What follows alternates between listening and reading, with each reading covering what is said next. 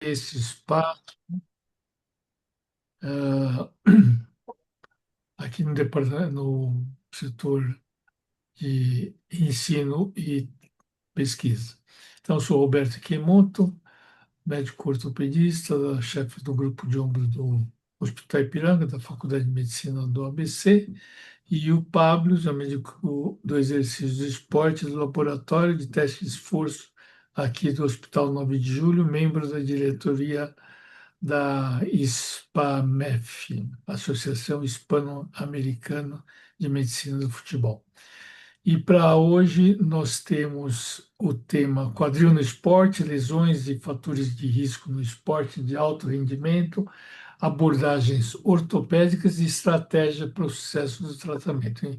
E temos a honra de ter como palestrante o Dr. Helder Souza Miyadahira, ortopedista no Hospital 9 de Julho, especializado em quadril no IoT da Faculdade de Medicina da USP, membro da Sociedade Brasileira de Quadril, Sociedade Brasileira de Ortopedia e Traumatologia e médico assistente do grupo de quadril do IoT da F1 USP. Ricardo de Castro, que é graduado em fisioterapia pela Universidade do Grande ABC, pós-graduando em fisioterapia e biomecânica do exercício e esporte, avaliação e traumatologia e reabilitação, Hospital das Clínicas da Universidade de São Paulo, e fisioterapeuta esportivo da Care Club do Ibirapuera e São Paulo. E como moderador, Nilson Garbaz, gestão e coordenação, supervisão e administração de equipe de natação e esporte aquático de grandes clubes e academias do Brasil, é diretor técnico da Academia 4x1, técnico de seleção brasileira de maratonas aquáticas em campeonatos mundiais e sul-americanos, gerente de maratonas aquáticas da CBDA. Já até perdi o fôlego de tanto currículo aqui dos membros aqui. Então, acho que a gente podia dar início com o Elder, o... Bom, boa noite a todos. Agradeço aí ao Dr. Roberto, ao Pablo pelo convite ao Hospital 9 de Julho, Rede Américas. Acho que sempre bom ter essa discussão multidisciplinar, né? Tomara que a gente aproveite aí, tá? É, Vou só compartilhar minha tela aqui, só um segundinho.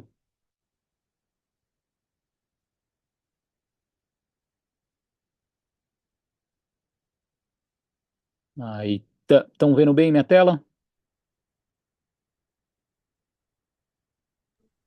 Sim, doutor. Sim, Então tá bom. Bom, então, a minha aula, né, como o Dr. Roberto já citou aí, a ideia é a gente conversar sobre o quadril e o esporte, né? Acho que apesar do título falar em alto rendimento, acho que é, eu, assim, atendo alguns atletas esporádicos de alto rendimento, mas na verdade eu acho que também serve muito para atletas amadores, semi-amadores, né? Acho que hoje em dia, com a sociedade aí se conscientizando e acredito que fazendo mais esportes, assim, a gente tem bastante atleta que não necessariamente, né, tem um nível profissional aí, mas que faz bastante esporte, que se dedica bastante. Então acho que vai ser muito bom, tá bom? É, ixi, ai. Bom, não tenho nenhum conflito de interesses com a aula. Alguns slides dessa aula foram cedidos por outros colegas ortopedistas. E o meu objetivo da aula vai ser apresentar aqui as patologias do quadril mais relacionadas aí com a prática esportiva e dar uma visão um pouco ortopédica, né? E aqui a gente entrei um pouquinho antes, aqui estava até comentando com o Pablo, como eu sabia que o nosso público aqui é bem variado, né? Assim, é, a ideia aqui é fazer algo, acho, bem informal, né? Com bastante discussão. Então, por favor, a qualquer momento aí, se alguém quiser interromper, né, perguntar, enfim, querer que aprofunde um pouco mais em alguma coisa, por favor, só falar, a gente vai conversando, tá bom? E pedir desculpas, assim, eu vou tentar seguir com o tempo aqui, mas realmente é um tema grande, né, assim, de bastante tem bastante assunto, então eu selecionei alguns principais assuntos aqui. A gente pode até discutir outras coisas que não estejam na aula, tá bom? Falar um pouquinho de tratamento conservador ou de lesões assim que tendem um pouco mais à coisa cirúrgica, e aí no final, junto com todos os outros colegas aí, discutir os aspectos específicos, talvez em atletas ou pessoas que têm uma demanda maior, tá? Esse primeiro tema, na verdade, eu fiquei até bem em dúvida, né, sobre colocar ou não colocar, que são essas doenças inflamatórias, tendinites, bursites, que talvez, né, numa prática profissional, assim, isso obviamente que é frequente, mas eu acho que isso é uma doença que no consultório comum de atletas, né, amadores ou aqueles atletas que de clube, né, que jogam bastante, que se esforçam, mas é uma coisa que a gente corriqueiramente vê no consultório e que às vezes é um tratamento um pouco arrastado, um pouco difícil, tá? Então, para situar todo mundo, né, em todas as nossas articulações, e no quadril não é diferente, a gente tem ali as bursas, que são umas bolsas cheias de líquido gordura, que ajudam tanto na excursão dos tendões, em atritos, e essas são as bursas localizadas na região do quadril, né? A bursa trocantérica, do ilho-psoas, do glúteo médio e da bursa isquiática, tá? Cada bursite aí, cada inflamação dessas bursas, a gente vai ter uma localização um pouco mais específica, né, na queixa do paciente então a dor bursite trocantérica a gente vai ter uma dor mais lateral ali na região peritrocantérica, a bursite isquiática a gente vai ter uma dor glútea mais profunda, né, ali na região do isquio, e a bursite do psoas que é uma bursite um pouco menos comum, mas que aí já dá margem a vários diagnósticos diferenciais, então a gente tem uma dor mais inguinal, uma dor mais profunda, às vezes até confunde um pouco com algumas patologias articulares. Mas de longe, na nossa prática clínica aqui, a bursite trocantérica ela é a mais comum, né? Ela fica profunda a face lata ali, ela recobre, né, o trocânter maior, e normalmente ela está associada também a tendinites do glúteo médio, né? Tanto que em vários artigos aí, trabalhos, ela é citada como uma síndrome dolorosa ali do trocânter maior. E normalmente é um diagnóstico ali clínico, né? Normalmente quando o paciente vai contando, até a gente já tem uma ideia mais ou menos do que está acontecendo, uma dor lateral, peritrocantérica, pode ter bastante radiação para a face lateral da coxa, uma dor à palpação, e uma queixa muito comum que a gente escuta aí é quando o paciente dorme de lado, apoiado ali na bursa, na superfície, e isso também traz dor para ele, tá? E apesar da epidemiologia relatada em literatura ser em mulheres ali mais de meia idade ou idosas, é, hoje em dia, que nem eu falei, né, um aumento ali de atividade física, pacientes corredores, você tem bastante queixa de pacientes um pouco fora dessa faixa etária, em pacientes mais jovens, mas tem uma associação com a ruptura dos músculos glúteo médio e mínimo. Hoje em dia tem bastante trabalho até relatando o tratamento cirúrgico disso e normalmente um tratamento conservador, mas de reparo, similar ao manguito rotador do ombro. Pode estar associado com outras patologias, né, como problemas lombares, até outros problemas de quadril ali, uma coxartrose, um impacto femoroacetabular, mas normalmente está relacionado mais com fatores intrínsecos ali, de uma fraqueza muscular do glúteo médio, pode estar associado a alguma discrepância ali de membros inferiores, temos um encurtamento ali do tendão do glúteo máximo e face lata, e né, quadril e coluna, isso eu sempre explico para os pacientes, assim, a gente tem uma interação muito grande dessas patologias, então obviamente que patologias da coluna podem atrapalhar um pouco nisso, tá? No exame físico, aquilo que eu falei, normalmente uma dor à palpação, pode ter uma marcha antálgica, em pacientes que tenham umas lesões musculares, pode ter um sinal de Trendelenburg associado, e normalmente a gente tem um exame articular aí normal, uma amplitude de movimento normal, pouca dor articular ao exame físico. Tá? O diagnóstico basicamente é clínico, né? No raio-x, que normalmente é solicitado de rotina, você pode ter até algumas alterações, umas tendinites glúteas, você existe caso de tendinite calcárea também no glúteo médio ali que pode dar uma dor, mas é menos comum que no ombro, tá? E normalmente o diagnóstico é mais feito com ultrassom ou ressonância, que é o padrão ouro. Então aqui a gente vê no lado esquerdo da tela, né, mas do lado direito do paciente, uma inflamação grande ali peritrocantérica, isso é uma coisa que normalmente dá bastante dor para o paciente. Eu gosto de colocar esses diagnósticos diferenciais, apesar de não ser o escopo da aula aqui, mas é uma coisa que eu até cito bastante isso para os residentes do HC, assim, porque esse caso aqui que eu peguei é uma coisa que um paciente que já tinha sido tratado com bastante fisioterapia, enfim, e o médico, né, acabou não fazendo o diagnóstico. Eu sempre coloco esse diagnóstico de herpes zoster, né, então dores peritrocantéricas, alguma coisa que parece muito, às vezes, óbvio, tem que começar a investigar outras causas, tá? Então, lembrando que é um tratamento essencialmente conservador, né? A grande maioria dos pacientes melhoram, né? Com analgesia, pode fazer umas compressas de gelo seguida de pomada anti-inflamatória. Depois a gente vai ter uma aula de fisioterapia aí que com certeza vai estar muito mais bem detalhado toda essa parte de reabilitação.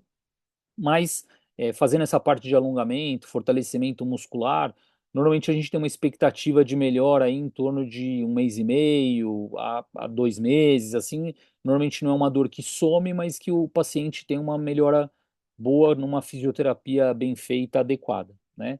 Essas dores inflamatórias, né, de bursites, tendinites, elas estão muito relacionadas em mulheres ali no climatério, então eventualmente uma reposição hormonal bem indicada também costumam dar uma boa melhora. A infiltração é uma coisa feita corriqueiramente, né? Principalmente de analgésico corticoide. Existem alguns ácidos hialurônicos mais para tendão ali. Eu tenho pouca experiência com ácido hialurônico em extraarticular. Teoricamente, você pode fazer uma repetição aí com 3, 4 meses, mas normalmente, né, se você tem que ficar repetindo infiltrações, é porque o tratamento eventualmente não está dando certo. Pode ter algumas lesões de pele, ali é um enfraquecimento tendíneo, corticoide no tendão, uma coisa um pouco discutível, né? Então, mas é uma modalidade que pode ajudar aí no tratamento conservador. Terapia com ondas de choque também é uma coisa bem descrita, né? Resultado semelhante ao tratamento conservador, mas é uma coisa que pode ser um tratamento adjuvante. Existe cirurgia descrita na literatura, né, mas acho que é o tratamento de exceção, né, com excisão da bursa, liberação da fáscia, eventualmente fazer essas reinserções tendíneas, que nem eu falei, que hoje em dia tem bastante trabalho falando a respeito disso, mas ainda não é uma coisa totalmente consolidada no dia a dia aí do cirurgião de quadril.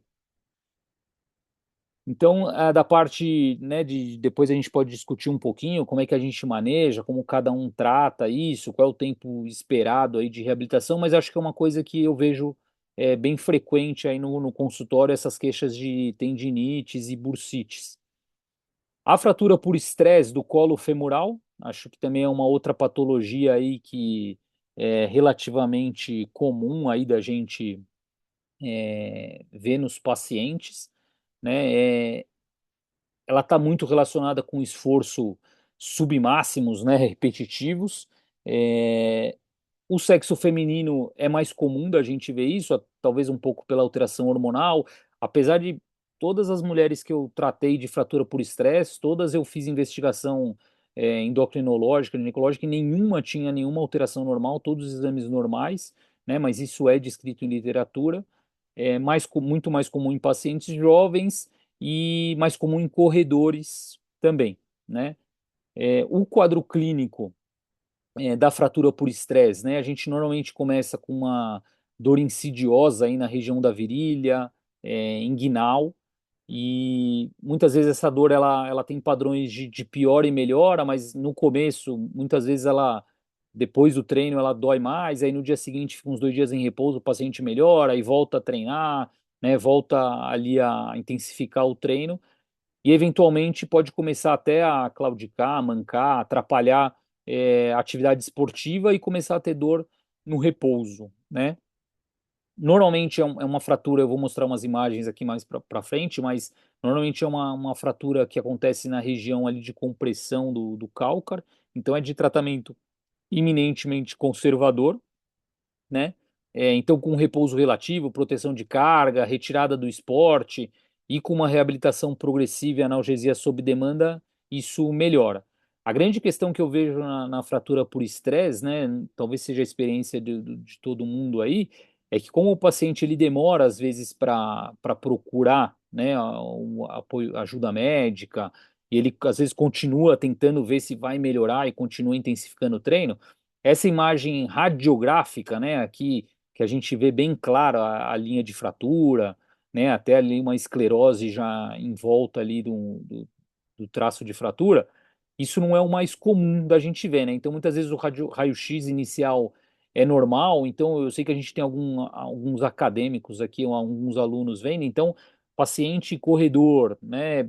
Uma dor insidiosa, uma dor que não melhora, o padrão ouro para a gente ver a fratura por estresse é uma ressonância, né? Então, e por que que isso é importante? Não só para fazer o diagnóstico, obviamente, mas porque o prognóstico ruim, né, que eventualmente evolui para um tratamento cirúrgico, uma das coisas é o atraso do diagnóstico, porque aí o paciente ele continua forçando, ali ele começa a ter uma incapacidade funcional grande, mas eventualmente esse traço ele pode aumentar, ele pode correr para a face de tensão, que aí já é uma preocupação de você ter um desvio. E tem esse trabalho aí de 2018 do JBJS, que ele cita a presença de derrame articular na ressonância inicial como o principal fator de evolução ruim da fratura por estresse, né? Então, assim, você suspeitar de uma fratura por estresse, né, e fazer o diagnóstico precoce é uma das coisas que ajuda no tratamento e na evolução desse tipo de fratura. Mas essa fratura normalmente evolui bem, o paciente, né, mudando ali um pouco o treino dele, depois mecânica, né, de corrida, tudo tende a evoluir super bem, tá bom? É, um outro tema que aqui, putz, aí é um tema que esse aqui dá bastante discussão, né? Assim, que é a pubalgia, né? Então, aquela dor púbica, né? Vários diagnósticos diferenciais. Aqui eu não vou ficar citando muito, né? Diagnóstico diferencial. Acho que é uma aula um pouco mais focada aqui, mas que, né, hernia inguinal, enfim, problemas urológicos, sistema reprodutor, então, coisas ginecológicas, então, sempre pubalgias também, assim como em tudo, né, tudo que evolui meio diferente ali, procurar outros diagnósticos, mas a pubalgia ali, ela é um tema muito frequente, né, muito, a gente encontra bastante paciente com essa queixa, né, e pensando assim na parte ortopédica mesmo, né? O que eu mais vejo é aquela dor realmente na região ali da articulação dos ramos púbicos, ali na sínfise púbica, né? É uma causa importante de dor crônica, acho que principalmente em jogadores de futebol, aí acho que é o público com mais queixa em relação a isso, né? E ela está muito relacionada com aquele desbalanço muscular, né? Pode estar um pouco relacionado com instabilidade pélvica, mas ela tem toda aquela biomecânica complexa da região do pubis ali. Então você pode ter uma instabilidade da sínfise púbica, às vezes em alguns casos, mas o mais comum, né, da minha prática clínica é aquele desbalanço, né, entre a musculatura adutora e o reto abdominal, né? E aí a sínfise púbica ali, o pubis, ele fica naquele meio dessa tração do adutor com o reto abdominal, e aí você acaba causando uma zona ali de estresse, né, mecânico, e que você pode acabar inclusive, tendo alguma, né, lesão de adutor, enfim, alguma lesão do reto abdominal, enfraquecendo ali a parte tendínea, causando uma tendinopatia e eventualmente até uma osteite, né? Então, a zona ali do pubis, ela é uma região que você tem vetores de cisalhamento, né, entre o reto abdominal com o adutor longo, principalmente, né, e a síntese púbica ela acaba protegendo esse cisalhamento e você acaba forçando aquela região. Então, além da parte muscular, na região da síntese púbica, você tem tanto forças ascendentes ali, que é o apoio do pé ao solo, com forças descendentes do peso do corpo, gravidade, que você tem uma carga maior ali na articulação do quadril, mas uma parte delas é absorvida pelo pubis. E casos mais graves, assim, de osteite, aquelas, eu também vou mostrar algumas imagens aqui, aquela edema ósseo, em casos mais crônicos, ele pode chegar em até 8 a 10% aí dos atletas, e normalmente futebol, acho que é o grande causador aí de pubalgia, né, dessas tendinites de adutores, mais corridas de longa distância, ou tênis, esporte com muita rotação do quadril, você pode ter bastante associação.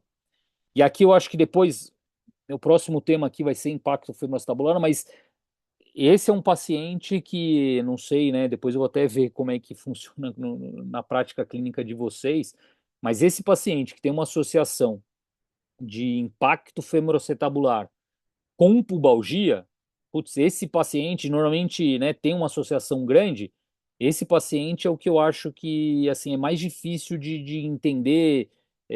Lógico que, né, na medida que se você examina o exame físico, você até consegue ver o que, que pode estar doendo um pouco mais, né? Se a dor do impacto, se a dor da pubalgia, mas eu acho que é o paciente mais difícil de tratar de forma conservadora e aí eu acho que também, né, um tema dessa aula que eu acho que vai ser bacana é porque assim o atleta, né, principalmente o atleta profissional, a gente às vezes não tem muito tempo, né, de um tratamento conservador, de deixar ele afastado por um tempo. Eu lembro que assim, dos pacientes que eu tratei aqui foi até um zagueiro do Palmeiras há muito tempo. E eu lembro que a gente até fez o procedimento cirúrgico nele, e ele até me comentou, ele falou, doutor, eu não tenho tempo para reabilitar, eu preciso de uma coisa rápida, eles têm, né, tinha a janela de transferência ali, ele estava prestes a ser vendido, então eu acho que o atleta profissional, ele tem uma coisa ali que muda, né, porque ele precisa de um resultado rápido, ele não pode ficar afastado, ele tem uma vida útil baixa, né, pouco tempo ali que ele vai fazer a profissão dele, tá? Então, no exame físico, né, normalmente é uma dor mais focada ali na sínfise púbica, né, não é também uma dor articular, né, a gente, depois nos testes de impacto aqui eu vou mostrar como que a gente examina impacto, mas é uma dor que normalmente ela piora um pouco com a flexão do tronco, com exercícios abdominais, ela piora no apoio monopodal, né, quando você fica ali com apenas um pé no chão, tem uma dor à adução forçada, e ela pode ter uma dor inguinal ali, tanto que hernia inguinal é um dos diagnósticos diferenciais, e a palpação ali dos adutores da coxa, né? Mas normalmente a manobra ali de uma adução contra uma resistência, normalmente é o que mais incomoda o paciente com pubalgia. Normalmente a gente tem a classificação aí em 4 estágios da pubalgia, que ela vai seguindo uma progressão ali de sintomas, né? Normalmente o estágio 1 é um paciente que tem uma dor unilateral, normalmente ali mais na região inguinal e pubis. É uma dor que melhora conforme o paciente vai fazendo atividade esportiva e piora depois do treino, né? O estágio 2 já é quando o paciente, às vezes, ele já tem uma dor bilateral, né? Já um acometimento dos dois lados ali. Ela também piora após o treino, mas ela começa a não aliviar mais com o aquecimento ali, com o início da prática esportiva, tá? O terceiro estágio já é uma coisa que ele não consegue, começa a ficar afastado da atividade esportiva, né? A dor ela já começa a ficar mais frequente durante o treino. E o estágio 4 é quando o paciente ele já tem uma dor, inclusive em repouso, né? Então, além da atividade esportiva, ele começa a ter um déficit aí no seu dia a dia, tá? Você pode, né, que nem eu falei, o raio-x de bacia AP para todas as patologias do quadril é um exame que ele sempre está presente ali, porque ele dá bastante informação, às vezes não tão diagnóstico, mas para você excluir outras causas. Mas você pode, que nem eu falei, em casos de mais difícil controle, assim, que não necessariamente é só aquela briga, né, da musculatura, você pode ter um caso em que você tem um pouco de instabilidade da síntese pública, né? Então, o raio-x com apoio monopodálico é uma coisa que você pode ver, né, um cisalhamento vertical ali da síntese, isso mostra um enfraquecimento ali, uma instabilidade dessa articulação. Mas o padrão ouro para diagnóstico é uma ressonância, né? Até para você avaliar o grau de lesão que isso tá? Avaliar toda a parte dos adutores, parte de edema ósseo, aponeurose do reto e mosteite púbica. E aí, normalmente, a melhor ressonância para isso não é uma ressonância de quadril, mas é uma ressonância de bacia centrada na sínfise púbica, tá? E aí você tem alguns estágios, então aqui, por exemplo, esse caso, né, no lado direito da tela de vocês, aí já um paciente com um edema ósseo ali relativamente tranquilo, né? Nesse lado aqui também do lado direito, já um edema ali dos adutores, um pouco de edema ali na aponeurose do reto, E casos mais graves, assim, que tem, né, os edemas ali musculares muito maior, e já uma osteite púbica grande, até ali talvez do lado direito do paciente, esquerdo da tela ali, já até um traço ali de uma fratura por estresse no pubis, então que são casos que eventualmente acabam tendo um pior prognóstico, tá? Tratamento, que nem eu falei, a gente vai discutir aqui um pouco o atleta, né? A gente está numa aula aqui de medicina esportiva, então acho que muda um pouco até o meu, assim, dá, né, embaralha um pouco a cabeça, porque o tratamento eminentemente é conservador, mas que nem eu disse, em alguns casos você talvez tenha que acelerar um pouco esse tratamento. E normalmente com um repouso, né, analgesia, enfim, aquele protocolo básico dos ortopedistas, e com uma reabilitação adequada, né, você consegue melhorar isso, tá? De novo, isso precisa ser individualizado, né, mas basicamente você vai buscar um balanço muscular, fortalecimento pélvico e o retorno gradativo no esporte, e aí você vai ter alguns estágios aí que normalmente começa com controle da dor, vai fazendo, né, estabilidade lombar, pélvica, um alongamento aí do musculatura, às vezes o adutor no começo incomoda muito, então para não inflamar tanto você evita um pouquinho isso, e aí você começa a partir para exercício resistido, uma coisa mais de fortalecimento, e depois você começa, de acordo com o seu esporte ali, você começa a imitar o gesto esportivo até que o paciente retorne a isso, tá? Então, normalmente esse tempo vai de 4 semanas a 3 meses, dependendo do caso e da dor e da limitação que o paciente chega.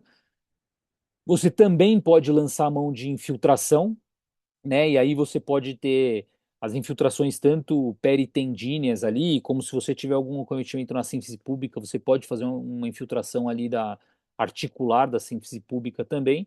Normalmente a gente põe a infiltração numa falha ali inicial de um tratamento conservador para tentar uma melhora rápida, né, e uma reabilitação melhor. Existem casos cirúrgicos, né, então de tenotomias, liberação do reto abdominal, existe na literatura, nem coloquei aqui, mas assim, porque eu nunca vi, não tive paciente e sinceramente nunca vi. Mas casos que às vezes naquelas instabilidades da sínfise pública, você pode até fazer uma artrodese da sínfise, mas eu acho que isso é muito agressivo, mas existe isso descrito em literatura também, tá? E aí o retorno pós-cirúrgico também ele vai depender muito ali da reabilitação do nosso paciente. E aí, né, que nem eu falei, assim, a gente outra patologia aí bem comum em atletas, né, é o impacto femoroacetabular. E de novo, né, acho que uma das discussões aí que eu vou querer ouvir a opinião de todo mundo é essa parte de impacto com pubalgia. Esse paciente é o que eu tenho mais dificuldade de lidar, de conduzir, até de entender o que, né, isso é muito de conversar com o paciente, ver a demanda ali, mas o impacto femoroacetabular, né, como o próprio nome diz, isso eu acho bacana de explicar um pouquinho, é, de novo, porque como pode ser que tenham colegas aí que não tenham tanta proximidade com o impacto, assim, o paciente, normalmente, quando ele lê o termo impacto, né, e hoje com a internet aí, ele acha que é muito de carga axial, né, corrida, e o impacto, na verdade, é uma coisa dinâmica, né, eu vou mostrar aqui como é que funciona, mas ele é o impacto, ele é o impacto entre o fêmur proximal e o acetábulo ali, e isso já se sabe, assim, que é uma lesão precursora de osteoartrite, isso já está bem definido, então isso também é uma coisa que, às vezes, no tratamento, quando a gente vai discutir tratamento, operar, não operar, isso diverge bastante também, bastante em cirurgião de quadril, né, de tratamento conservador, quais casos operar, mas se sabe que é um fator de risco para um desenvolvimento de uma osteoartrose, tá? E a gente tem algumas estruturas envolvidas no impacto, uma delas é o lábio acetabular, tá? Então o lábio acetabular é essa estrutura triangular, ela é circunferencial, ela tem uma consistência ali de uma fibrocartilagem, e ela circunda todo o nosso acetábulo, tá? É, qual que é a função do lábio acetabular? A função do lábio acetabular é ele manter o líquido sinovial, ele dá uma certa estabilidade e ele funciona como um selo de sucção, né? Similar ao desentupidor de ralo aqui. Então, nesse vídeo aqui, ó, deixa eu. Eita, cadê minha seta? Perdão. Aí. Então você vê aqui com o labrum, ó, como é difícil você tirar. Esse aqui é de um estudo que a gente fez no SVO lá da nossa faculdade, um estudo do Dr. Leandro Enisman. E quando você resseca o lábio, né, ó, como que fica fácil ali, né, a cabeça sair do acetábulo, ela até cai ali. Então, o labrum ele tem essa função de sucção ali, né, de estabilidade da cabeça mesmo, tá? Normalmente, assim, a lesão labial ela não tem uma causa muito específica, pode ser traumática, displasia, impacto, mas não necessariamente tem uma causa direta, né? Normalmente são coisas multifatoriais, tá? O nosso movimento, né? Toda vez que a gente flexiona o quadril e roda, principalmente interno, né? Mas pode ser externo também, tem dois tipos de impacto, a gente força a transição ali da cabeça do fêmur com o colo ao bater no acetábulo, né? Isso em extremos de movimento você vai ter isso fisiologicamente, mas a gente tem dois tipos, né, de alterações anatômicas que favorecem um pouco mais o impacto, né? Então, a lesão que dá mais impacto, assim, mais comum é o tipo CAMI, né? Esse termo ele vem proveniente da engenharia. E o que acontece? Então, no impacto tipo CAMI, você tem um aumento da concavidade ali na transição entre a cabeça e o colo, e você, quando você flexiona o quadril e roda, você tem um impacto ali, você lesa o labrum, você pode lesar a cartilagem, tá? O CAM, ele é descrito mais e é mais comum em homens jovens, normalmente mais atletas também, mas, assim, você pode ter a associação do Kami com o pincer, né, que é o outro tipo, e ter um impacto tipo misto, né, mas normalmente Kami, homem jovem, pincer, mulher de meia idade. Isso é o mais descrito em literatura academicamente, tá? E o que acontece do tipo pincer, essa pinça, né, o torquês, você tem uma sobrecobertura do acetábulo, e aí, não as custas da deformidade da transição da cabeça com o colo, você acaba tendo impacto ali na região super lateral do acetábulo, tá? Então, que nem eu disse, o pincer ele é mais descrito em mulheres de meia idade, mas você pode ter essa, essa associação e ter um quadro misto, tá? Toda patologia de padrão articular, normalmente a gente tem um sinal do C, né? Que é esse, quando você pergunta para o paciente, ele mostra aqui como na foto, e a gente chama isso de sinal do C. Então, uma dor, patologias articulares do quadril, normalmente você vai ter uma dor mais na região anterior, na frente do quadril, uma dor mais profunda, uma dor inguinal ali na raiz da coxa, tá? E isso pode ser tanto em atletas como pacientes sedentários, tá? O quadro clínico, ele, nem nessa imagem aqui desse trabalho, ele mostra que 88% dos pacientes se queixam de dor na virilha, mas qualquer patologia do quadril você pode ter sintomatologias associadas diversas, tá? O sinal do impacto anterior, que é o que você faz a flexão, adução e rotação interna, é o mais comum de você ter um exame físico de impacto femoroacetabular, tá? Isso está presente em diversos esportes, né? Principalmente esportes que você tenha uma rotação ou uma flexão muito grande do quadril. Você pode ter um impacto posterior que não é muito comum, e aí você faz o movimento inverso, que é a extensão, abdução e rotação externa. E o Fabry você também pode, que é a flexão, abdução, rotação externa, você também pode ter uma dor na região articular, né? Então, isso aqui também é uma coisa também para alunos aí que quando você está fazendo os testes, né? Então, por exemplo, toda vez que eu faço algum teste, eu pergunto para o paciente, quando ele fala que dói, eu pergunto onde dói, né? Um exemplo clássico que eu sempre cito para os pacientes, uma vez eu estava fazendo um teste, agora nem lembro se era, acho que era o Fadir, ou o Faduri, né? E aí o paciente, não, isso dói muito. Eu falei, mas dói aonde? Ele, não, dói onde você está pegando o meu tornozelo. Acho que eu estava pegando muito forte ali. Ou seja, o teste era positivo para dor, mas não era a queixa do paciente, tá? Então temos a radiografia de bacia AP de novo, mas no caso do impacto em si, a gente até, né, pode, não vai fazer o diagnóstico com bacia AP. O que a gente vai usar de parâmetro aí na radiografia, principalmente é o espaço articular.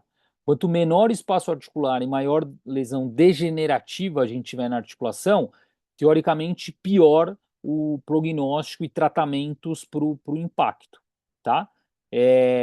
no pincer, você pode estar associado o acetábulo nosso, ele é antiverso, né? Ele olha para frente. Mas principalmente em mulheres é mais comum, às vezes você tem um acetábulo retroverso. Então ele, em vez de olhar para frente, ele olha para trás. E aí você tem esse sinal do cruzamento em que as paredes anterior e posterior elas se cruzam e aí você favorece o impacto, tá? Ou você pode ter casos de coxa profunda, em que a cabeça do fêmur ela é mais profunda no acetábulo, você tem uma sobrecobertura ali, e isso também traz mais um impacto. Tá? Um jeito de medir isso é o ângulo centro-borda de Wiberg, né? Você traça uma linha ali na linha bilacrimal, você traça uma esfera e aí você faz uma reta passando 90 graus pelo centro da cabeça até a borda ali. Tá? Então, acetábulos, né? Menores do que 20, você tem um acetábulo displásico, de 25 a 40 ali um acetábulo normal, e acetábulos maior do que 40 graus você tende a favorecer o pincer, tá bom? É, isso aqui também é bem importante, principalmente para quem não está muito acostumado a pedir radiografias. Então, assim, o raio-x de quadril perfil comum, você não vê bem aquela transição da cabeça com o colo.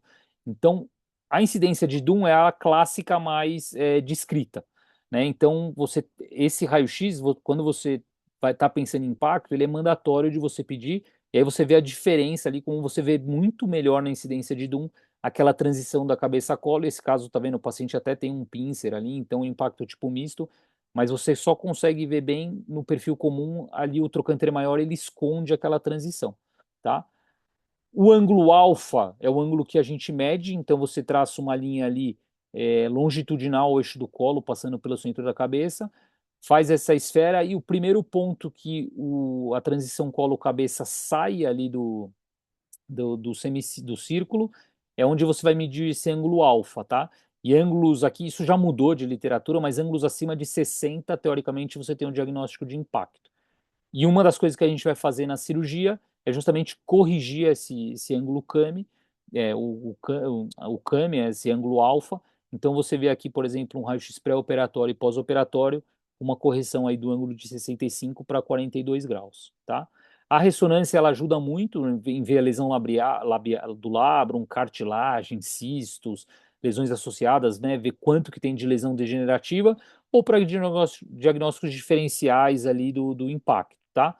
A tomo, ela é pouco utilizada, ela é para diagnóstico, ela é mais utilizada para planejamento operatório, até com a reconstrução 3D, isso ajuda muito. Então, para você saber o quanto de osso ali tirar no CAMI, ver a questão de sobrecobertura.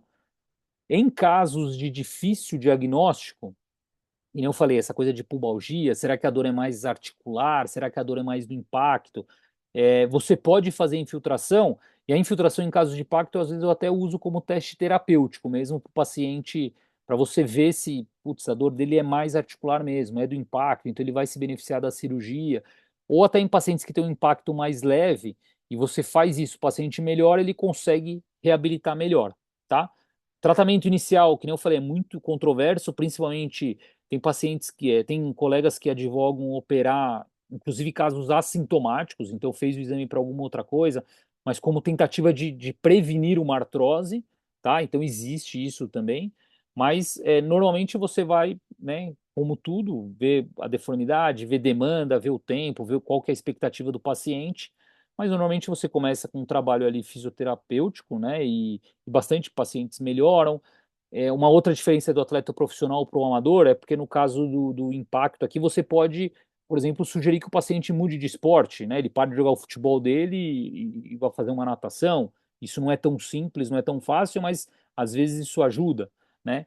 E o tratamento cirúrgico, a gente tem o tratamento aberto, o artroscópico, mas hoje em dia, né, a grande maioria dos cirurgiões aí faz o tratamento artroscópico, tá? Para tratar lesões condrolabrais e correção de deformidades. Último tema, desculpa, já passei um pouquinho aqui, mas é rapidinho, que são as lesões de isquiotibiais, né? E aqui também coloquei esse tema porque uma lesão, né? Também relativamente comum, assim, no nosso dia a dia, de ver lesão em atleta, né? Falando desse tema, mas eminentemente é um tratamento conservador, então aqui uma ressonância com a avulsão ali dos tendões da região isquiática, Mas aqui depois é só uma pincelada para a gente talvez discutir um pouco de tratamento cirúrgico, não cirúrgico. O que a gente tem em literatura hoje é que lesões de dois ou mais tendões, né, ou com retrações grandes, maiores que 2 centímetros, lesão aguda, paciente jovem ativo ou que tem ali uma atividade profissional em relação a isso, hoje se advoga que pende-se um pouco mais para o tratamento cirúrgico, tá? Então, em atletas, né, 98% de retorno ao esportes e quase 80% retornando ao mesmo nível funcional. Em atletas amadores ou não atletas, você tem scores funcionais parecidos, mas uma maior satisfação do paciente, até porque o tratamento conservador né, às vezes é um pouco chato, porque fica aquela dor um pouco mais prolongada, limitação, mas os resultados funcionais são bem parecidos, tá? Então a decisão, de novo, em conjunto com o paciente, né, aqui, e optando pelo tratamento cirúrgico, a gente tem a opção de aberto ou endoscópico, e o que tem de trabalho na literatura. Eu tenho zero experiência com tratamento endoscópico para sutura de isquiotibiais. Todos os casos que eu fiz foram abertos. Mas o que tem de literatura é que retrações muito grandes, a ideia é fazer o tratamento aberto. Tá? Então, aqui só para ilustrar, normalmente a gente faz essa incisão ali na prega glútea, né? Se precisar, retração muito grande, você pode até estender longitudinalmente a via, e aí você isola o coto e reinsere ele no isquio, tá? Uma outra discussão é como fazer essa reabilitação, uso de órtese, não órtese, mas eu achei esse trabalho aqui de 2025 que você tem um melhor resultado funcional sem o imobilizador e com uma progressão de carga conforme tolerado. É que às vezes dá um receio do paciente perder a sutura. Obrigado.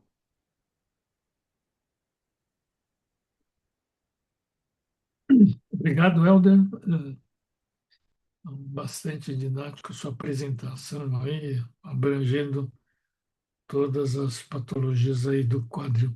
Acho que será interessante a gente dar continuidade, depois a gente colocar todas as dúvidas e discussões no final.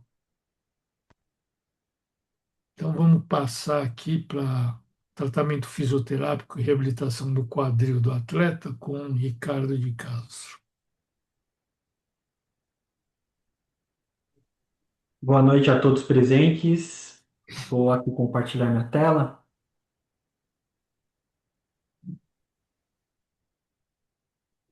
Isso aqui, né?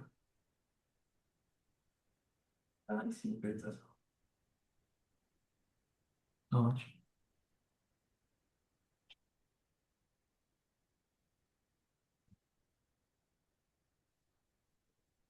Bom, para iniciar a minha parte, queria agradecer ao Dr. Pablo por mais uma vez esse convite, de estar participando da reunião com vocês. Eu trouxe uma abordagem com a visão da fisioterapia. Ela vai acompanhar um pouco até o raciocínio do Dr. Helder. Com uma coincidência, a gente vai falar de coisas muito parecidas em relação ao tipo de lesão. Nem foi combinado, mas são coisas muito parecidas. Eu vou dar uma direcionada para um pouco mais da visão da fisioterapia e vou tomar a liberdade de também passar um pouco do meu dia a dia e algumas coisas que eu enxergo, que eu acho interessante no direcionamento do fisioterapeuta do esporte. O porquê procurar, o porquê tá ali colocando ele no jogo, né?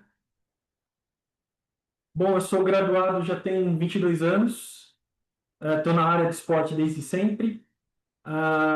Tenho uma especialização na USP, né? No HC, já há algum tempo. Tenho algumas especializações na área também, na área esportiva. Hoje eu estou na Care Club, eu estou aqui já tem quase 9 anos. No momento, eu tenho uma gama de atletas amadores que buscam performance, atletas profissionais que procuram a Care Club para um tratamento específico, e já trabalhei com equipes de luta, profissionais, já tive contato com atletismo, um alto rendimento, uma experiência grande, então, numa área bem diversa.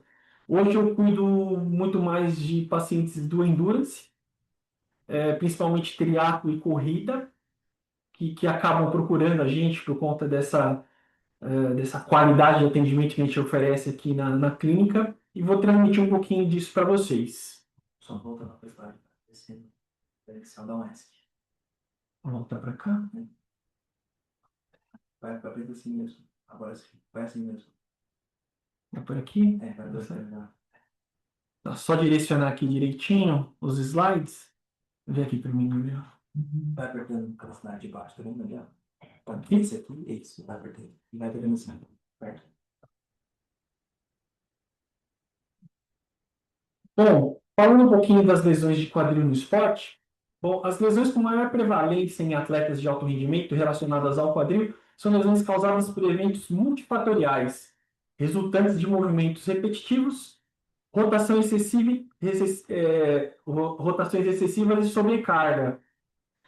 Ahn, a gente pensando um pouco nas lesões associadas ao esporte, que eu gostaria de trazer para vocês é um pouco do meu dia a dia. Então, a gente tem o impacto femoroacetabular, a lesão de lábio acetabular, lesão labral, as fraturas por estresse, as bursites, que acompanham as outras lesões também, as pubalgias. Eu vou falar um pouquinho de prótese total de quadril e as tendinopatias, que também acompanham algumas lesões associadas de quadril. Tá? Falando especificamente do quadro de fisioterapia, do nosso dia a dia, dentro da síndrome do impacto femoroacetabular, o paciente, como o Dr. Elder colocou em algum momento, ele acaba procurando a gente quando o quadro está um pouco mais agudo. Então, dentro do treinamento esportivo, ele acaba levando e arrastando um pouco mais esse tipo de lesão. Ele sente aquela dor incômoda durante o treinamento, não leva um pouco em consideração. Às vezes ele toma aquele remédio meio em casa que ele tem à mão e acaba procurando a fisioterapia quando ela está num período um pouco mais agudizado, né? Então, a princípio, é uma lesão gerada por uma incongruência anatômica, onde se destaca a colisão da cabeça do fêmur com acetábulo, gerando um desconforto local, evolui rapidamente uma diminuição do arco de movimento, uma alteração da função, e ela tem uma evidência radiográfica muito visível nos exames, né? São comuns em atletas mais jovens, muito direcionado ao movimento rotacional, e o treinamento um pouco mais intenso, né? Os atletas procuram a gente, então a capacidade do fisioterapeuta, ela tem que partir do entendimento de qual momento o atleta se situa. Se ele está fazendo um treinamento de base, se ele está no meio de uma competição, se ele está numa intertemporada, se ele está no final de uma temporada. Qual o suporte que ele tem? Ele tem o suporte do treinador? Ele tem o suporte de uma equipe técnica? Então, quando esse atleta amador ou esse atleta profissional chega para a gente, essa leitura é necessária, né, da gente ter esse entendimento até para colocar uma qualidade de tratamento ali em cima. Falando um pouquinho da lesão labral, ela também é uma lesão comum, muito vista também dentro do endurance. O paciente também ele apresenta esse mesmo quadro, ele sente a dor vai evoluindo, evolui para um quadro um pouco mais significativo de dor, ele acaba procurando a fisioterapia. A gente tem esse entendimento de saber o momento esportivo onde ele se encontra, é papel do fisioterapeuta também organizar um pouquinho essa equipe multidisciplinar, não deixar essa conversa ficar solta. Então, ó, eu estou ali conversando com o médico, eu estou conversando, de repente, com o treinador mais técnico, aí eu estou conversando com o treinador que está cuidando da parte de força, até para mim não entrar muito em algumas questões e atrapalhar um pouco esse caminho dele, né? A gente, dentro da fisioterapia esportiva, tem que ter esse tipo de raciocínio, porque de repente o meu paciente evolui para um quadro de exercício, onde no dia após a fisioterapia ele tem um treinamento com um aumento de carga, ele tem um treino técnico que ele vai ficar 2 horas reproduzindo o gesto esportivo. Isso faz parte também da atribuição do fisioterapeuta esportivo, ter essa leitura e esse entendimento da equipe multi que cerca o atleta, né? Eu vou fazer um pequeno adendo aqui. Hoje a gente tem uma gama de atletas amadores que têm uma estrutura que muito atleta profissional não tem. Então, eles são atletas amadores que buscam a performance, eles têm acompanhamento da gente, da fisioterapia esportiva, eles têm acompanhamento nutricional de ponta, eles são cercados dos melhores profissionais. A gente acaba cuidando desse amador que performa. A gente caiu aqui na pubalgia. A pubalgia é uma síndrome dolorosa na região do pubis, região inguinal, abdômen inferior.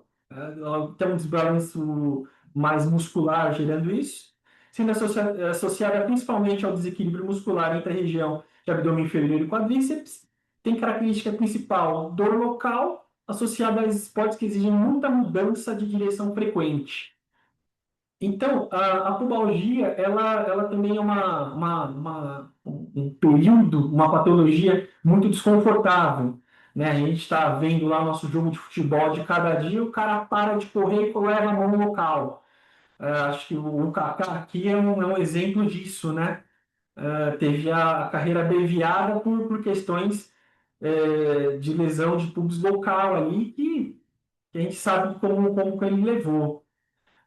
Dentro do meu dia a dia, eu acabo observando também nesse acompanhamento de atletas amadores que performam, até de atletas profissionais, eu posso dizer até que é um pouquinho de incômodo.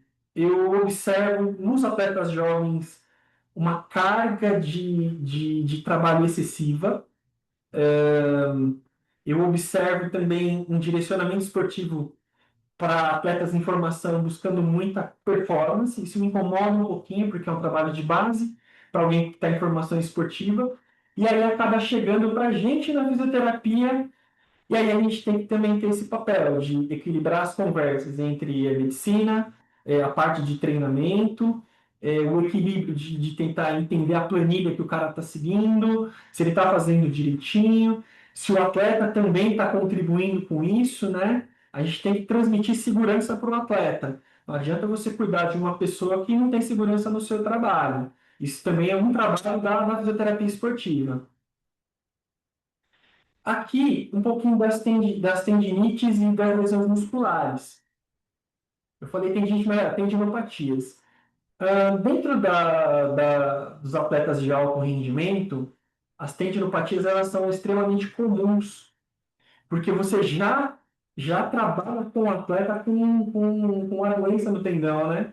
Então, o atleta tem aquilo meio crônico. Então, ele tem períodos que ele está com controle e, às vezes, numa subida de carga, às vezes, num aumento de intensidade de treinamento, ele agudiza aquele quadro e aí a gente entra para estar com um trabalho mais específico da fisioterapia. As lesões musculares elas acontecem geralmente no meio de temporada e no final da temporada. É difícil acontecer em trabalho de base, porque a gente não chega numa carga tão alta para que esse tipo de lesão muscular aconteça. Acontece, mas é um pouco mais difícil. Então, o atleta tem data, como o doutor Heller colocou, né? Ele precisa, às vezes, estar numa intertemporada, estar negociando um contrato. Recentemente, eu cuidei de uma tenista. Ela tinha uma lesão, dois tipos de lesão específica. Ela estava numa intertemporada e ela teve um acompanhamento médico onde o profissional pediu para ela ficar sem a raquete por 10 dias. Então, você imagina um atleta de ponta do Brasil que está disputando um calendário super completo ficar 10 dias sem raquete. Então, a gente tem que fazer um trabalho muito direcionado. A gente tem que ter essa conversa também, né? A gente acaba passando por esse tipo de situação. Dando seguimento aqui, falando um pouquinho da nossa abordagem sobre a fratura por estresse.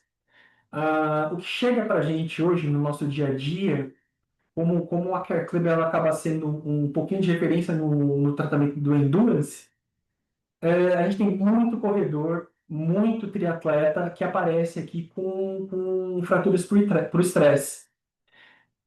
A gente também precisa entender que o momento que ele está de planilha, quais os objetivos que ele quer ali dentro do calendário esportivo dele e situar o tipo de tratamento que a gente vai estar colocando.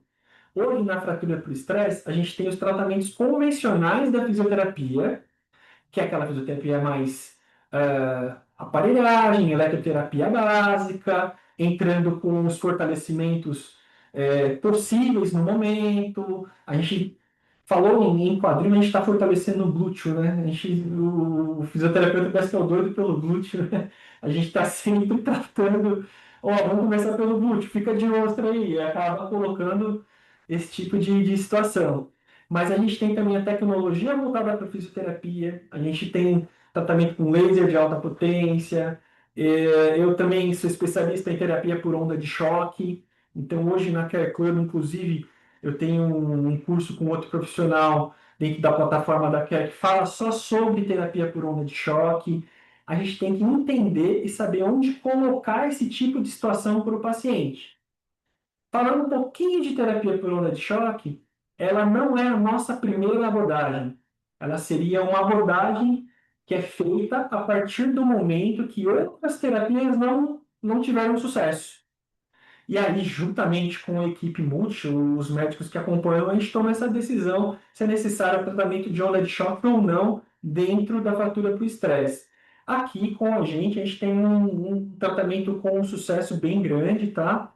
É uma terapia que eu super recomendo, tanto na terapia, nas fraturas por estresse, como nas tendinopatias um pouco mais crônicas e arrastadas, em alguns tipos de lesão muscular também, aquelas que têm aquela fibrose que atrapalha um pouco no meio do caminho. Então, vale esse recorte aí sobre a terapia por onda de choque. Ah, as bursites trocantéricas são um tipo de lesão que elas acompanham outros tipos de lesão também.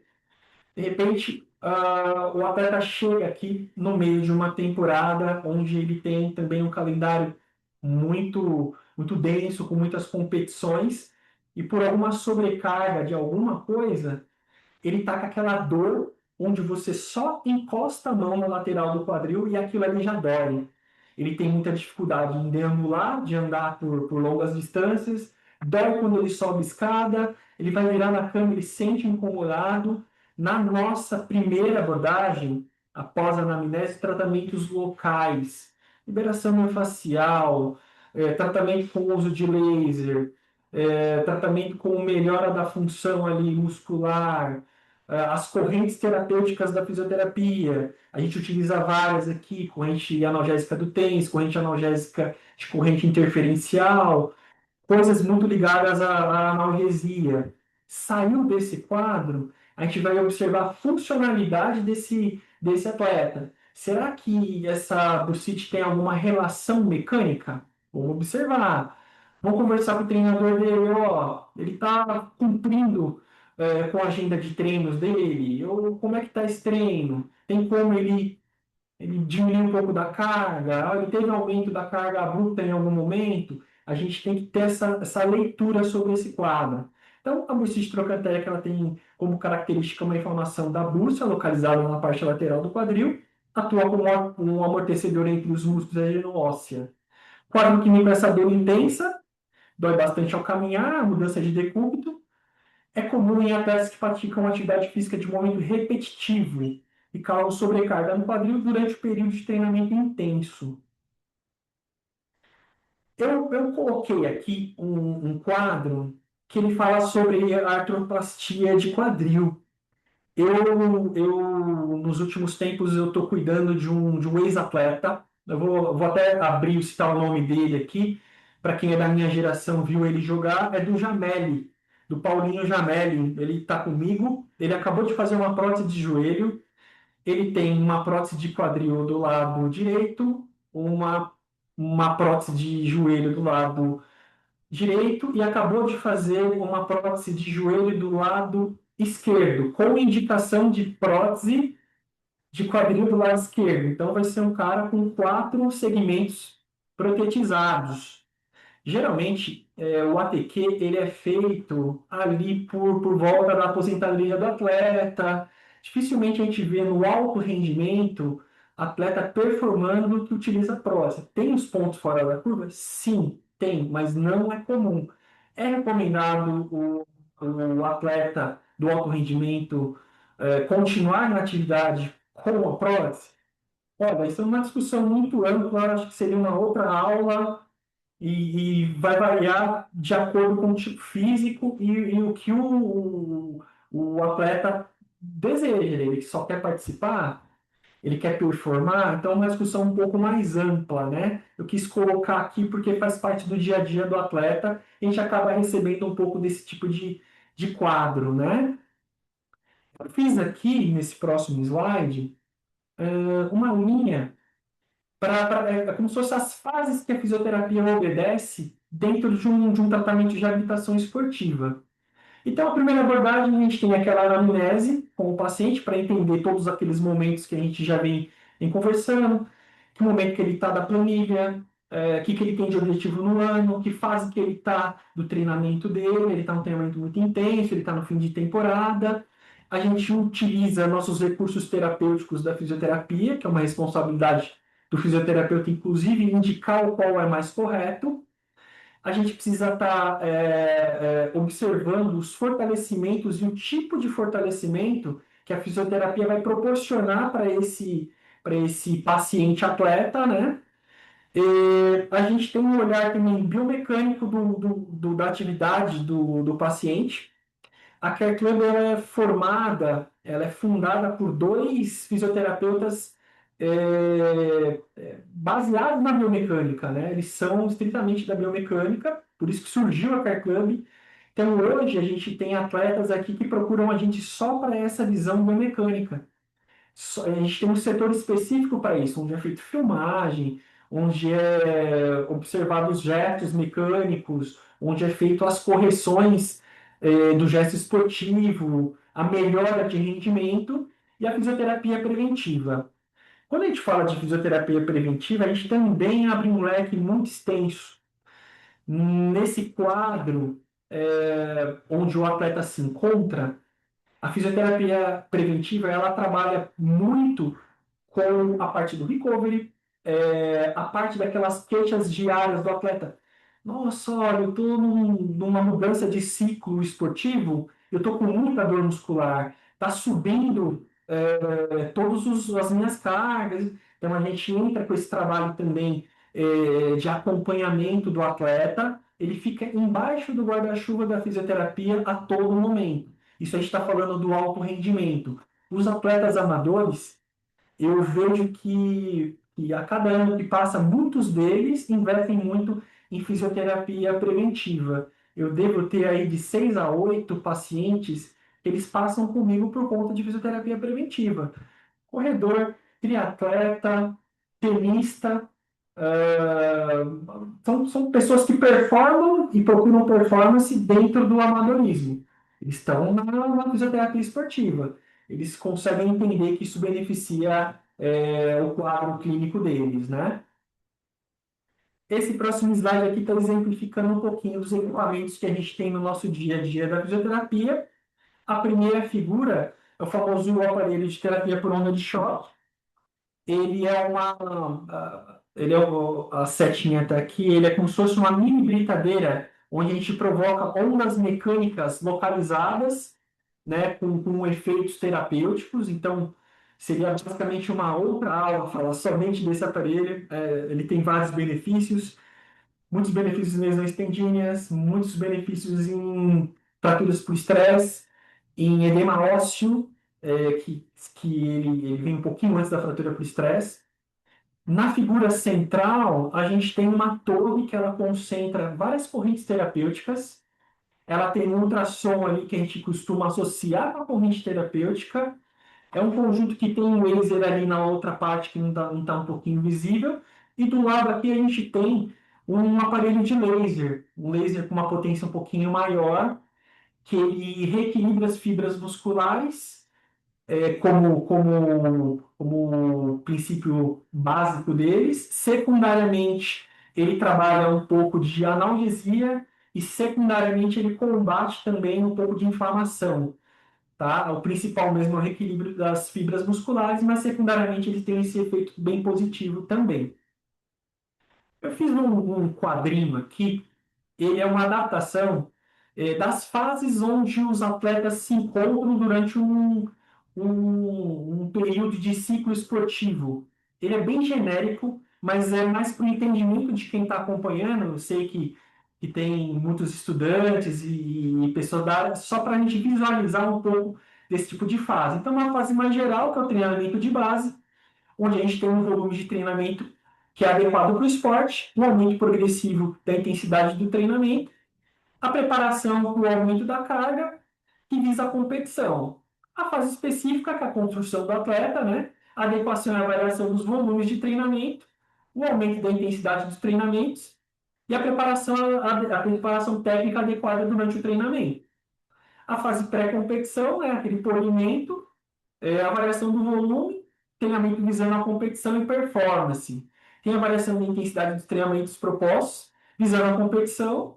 Tem os ajustes técnicos, que são bem importantes também, e o alinhamento dos objetivos dentro da competição. O que o atleta vai querer dentro daquela competição, né? Isso é bem importante.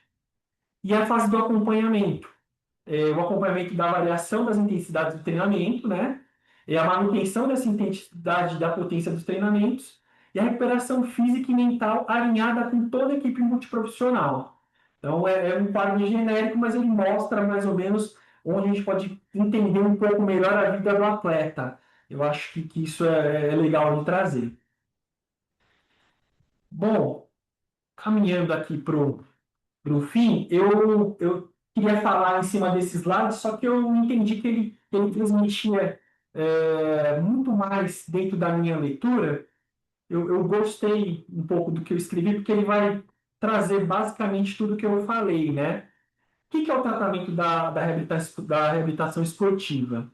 Os fisioterapeutas utilizam uma combinação de técnicas para garantir a recuperação. São recursos tecnológicos possíveis, o fortalecimento específico de acordo com a fisioterapia e o treinamento, a avaliação biomecânica com ênfase no gesto esportivo, a fisioterapia preventiva e a transição para o esporte, e o olhar da fisioterapia no tratamento do quadril de atletas é um processo multidisciplinar. Ele não é apenas retorno à função, é a melhora da lesão e a gente tentar a conquista da performance dentro disso, né? Então, retorno seguro à atividade esportiva. O tratamento ele é padronizado conforme cada patologia. A gente obedece ali, a gente respeita o corpo do paciente, né? O momento que ele tem. Geralmente a gente enfatiza o ganho de mobilidade, o fortalecimento específico, tem o olhar da biomecânica e o gesto esportivo. O sucesso do tratamento, ele parte da equipe multidisciplinar. Então, a gente precisa ter a confiança do atleta, a gente tem um alinhamento entre os profissionais, eu acho que é o ponto principal, deixar os objetivos claros durante o tratamento, onde a gente pode chegar. O acompanhamento pós-reabilitação também é super importante. E uma linha, bem linha, assim, é o acompanhamento baseado nas evidências científicas sólidas. Então, hoje a gente tem vários tipos de evidência científica, mas a gente precisa observar se ela é sólida ou não.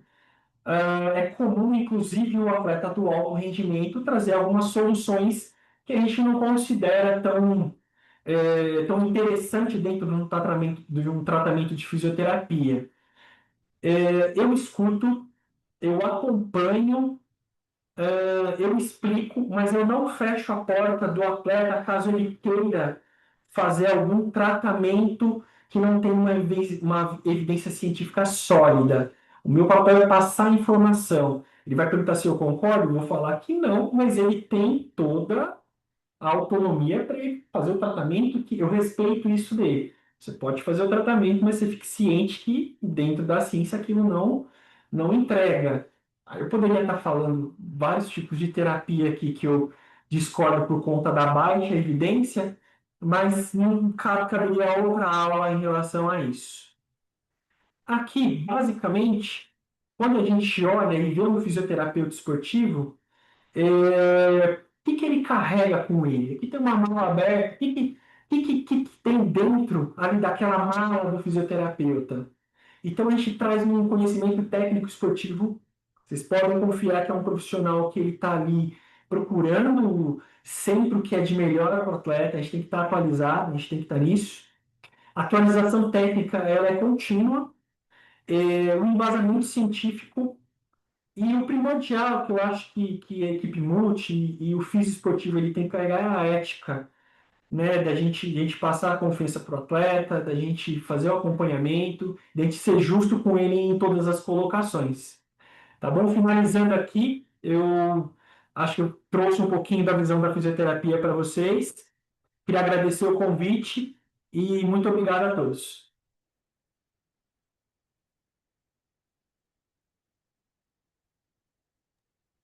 Obrigado, Ricardo. Foi bastante interessante porque sobrepôs a visão da fisioterapia com a visão do ortopedista nas patologias aí e mostrou as várias opções de tratamento armamentário que você tem para o tratamento dessas patologias aí.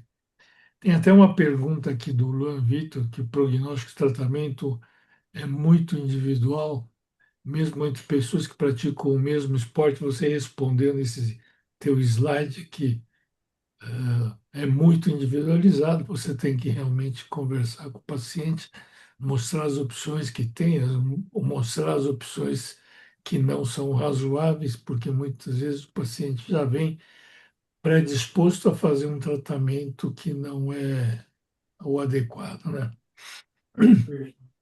Vamos passar agora para o Nilson, ele conduzir o debate, discussão, discutir casos de medicina do esporte. Boa noite. Queria agradecer primeiro aí ao Dr. Roberto, ao Pablo, ao Nove, né, de estar aqui hoje participando aqui dessa discussão. Queria parabenizar o Helder e o Ricardo aí, que foi fantástica. Eles conseguiram em pouquíssimo tempo dar uma visão muito, muito interessante, muito boa, né, sobre a questão do quadril, com as pessoas que fazem a atividade física e assim por diante, né? Eu até antes queria já informar aí que quem tiver perguntas, que já escrever no chat, aí a gente vai acompanhando e vamos trazer as perguntas aí para os nossos professores, né? E eu vou começar aqui até contando um pouco um case rapidinho aqui, 2 minutinhos, um case meu mesmo, né? Eu tenho uma artroplastia no quadril direito, que eu já fiz há 18 anos, eu era jovem na época, né? Quer dizer, 43 anos, alguma coisa do tipo. E, e apesar de, eu acho que deve ter mudado bastante, até vou explicar o porquê que eu acredito nisso, porque na época eu trabalhava já sempre só fazendo um pouco, falando um pouco de mim também. Eu trabalho com esportes de alto rendimento, formação e base há mais de 30 anos, né, principalmente nos esportes aquáticos.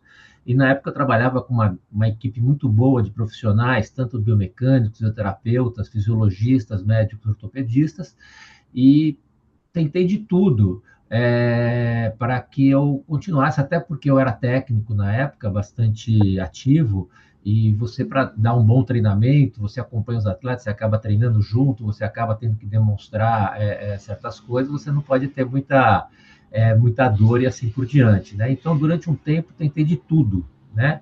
Que tinha para ser feito aí com questão a recuperação, a prevenção, fiz infiltrações, tudo que aparecia, até que chegou no momento que eu tive que fazer realmente o ato cirúrgico, aí, uma artroplastia, né?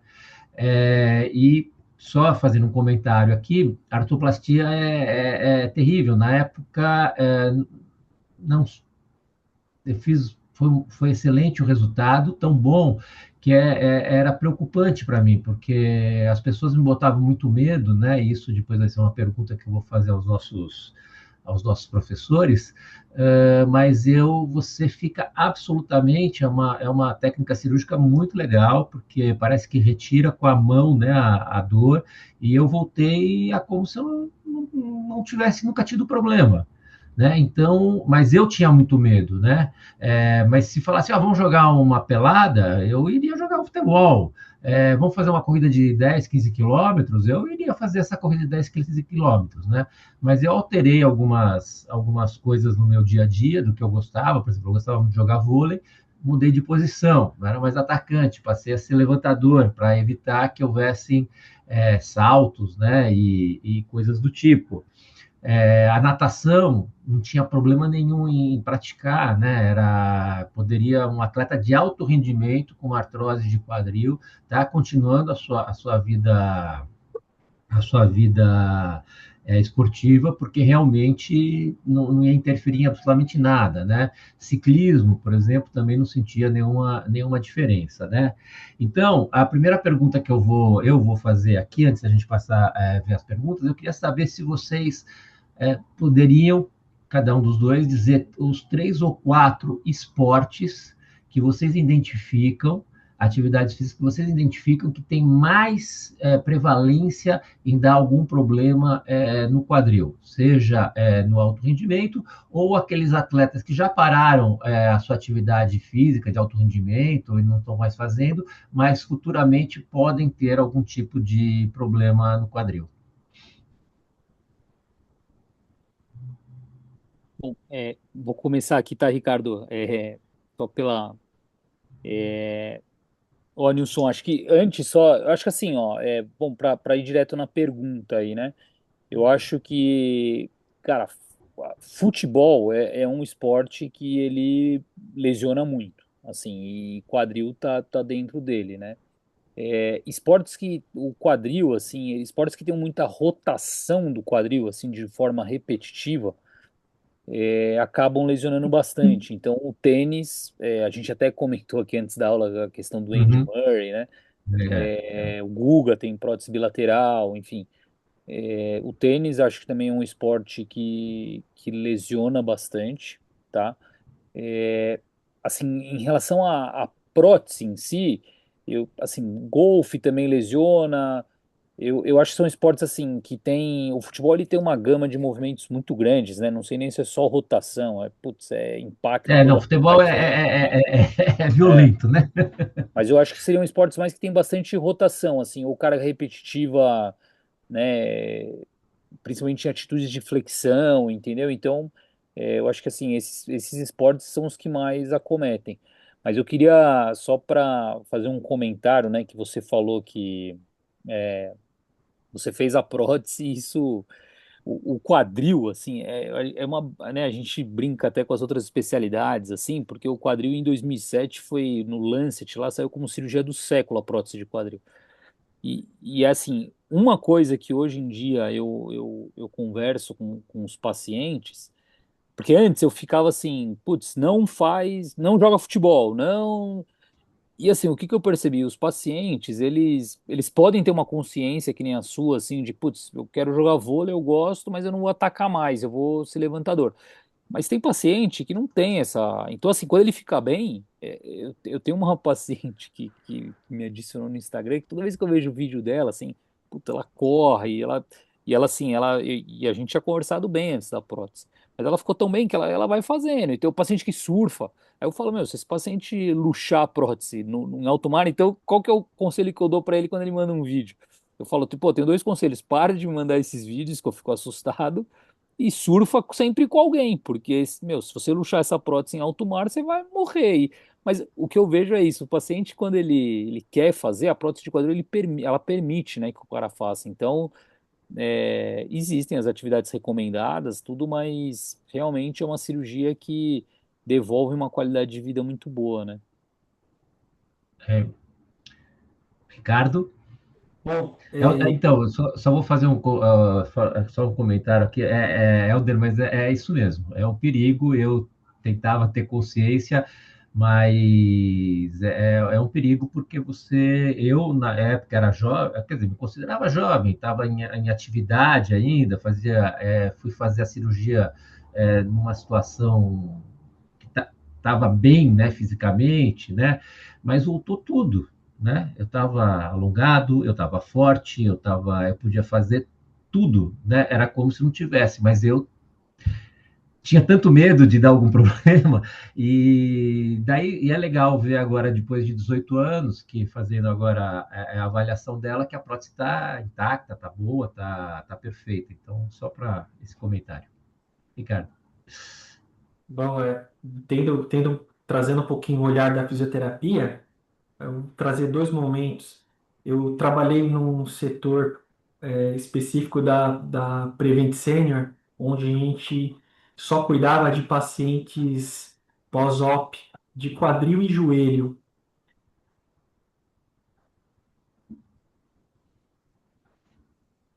Acho que o Ricardo travou. Travou aí para Congelou ali. vocês? Tá Travou? congelada a imagem dele. Ricardo, Enquanto isso, a Vanessa, ela fez uma pergunta aqui. Helder, eu vou passar para você, assim que o Ricardo voltar, ele volta. Ela diz que é estudante de educação física e ela está querendo saber quais os sinais que ela deve identificar num aluno dela para orientar que ele busque